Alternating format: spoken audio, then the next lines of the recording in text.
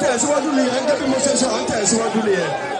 Mo kí màmá wa Àjọkẹ́ Kúṣọ̀rọ̀, ayaba bàbá wa Káyọ̀dé Kúṣọ̀rọ̀, Olúàgà ti ìlú Àgà láti Ewékòró, Ogun State.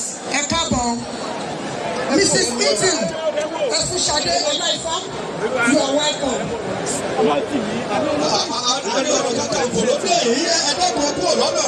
Ààrẹ ọ̀nà kakanfò Ìbà Gani Adams àwọn ni wọ́n dé sáàrin wa yìí. Bẹ́ẹ̀ ìdarí bàbá wa bàbá wọn ní Òṣogbo.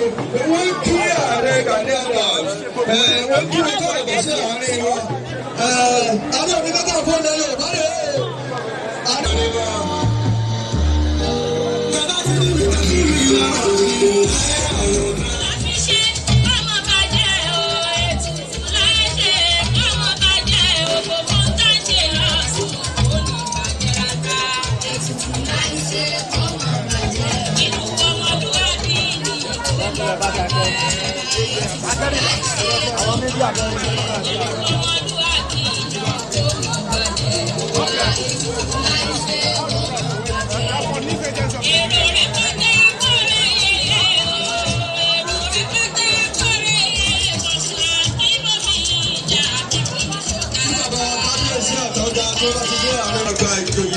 Òṣogbo pápátá, mo kì í ẹkú ọdún ẹkú ìyèdú ẹ̀yin ló.